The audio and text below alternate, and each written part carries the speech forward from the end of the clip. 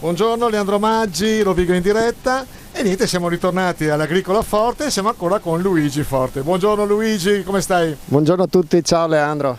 Allora niente, come sempre sei un'esplosione di idee e l'idea ultima è sabato 11 giugno Achille, il metodo della resilienza. Cos'è? Allora, innanzitutto è un evento di beneficenza nel Parco del Delta del Po. Vi faremo atterrare in un campo coltivato verde al tramonto con allora Paola Zanarella, il pianista fuori posto, che ci delizierà con delle musiche con il pianoforte, e poi Achille, il metodo resilienza. Praticamente commenteremo un libro scritto da questo ragazzo che è ammalato di distrofia muscolare, ha scritto messaggi attraverso un percorso quindi di consapevolezza. Io con una sua cara amica vorremmo commentare il suo metodo che attraverso la luce di Dio ha reso la sua vita più felice.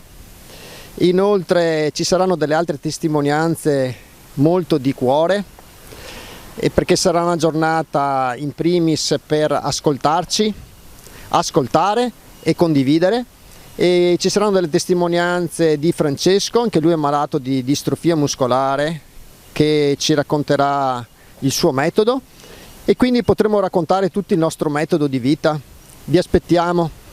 Ecco, la tua azienda è sempre vicina a questi temi. E perché c'è questa tua attenzione particolare? Ma innanzitutto perché siamo imprenditori agricoli e dobbiamo un po' tutti agire per renderci utili anche verso gli altri e per portare un po' anche il nostro valore di imprenditori agricoli, di coltivare la terra, di aspettare, di seminare, perché poi arriva il deserto come per tutti noi nella vita, attraverso la salute, le relazioni, oppure il seme che non nasce perché non piove. Quindi è una bella similitudine questa tra la vita di tutti i giorni, di quello che ci capita ogni giorno. Perfetto. Allora io penso che tu sei 50% agricoltore e 50% filosofo. Questo Okay. mi fa piacere confrontarmi con te ogni volta.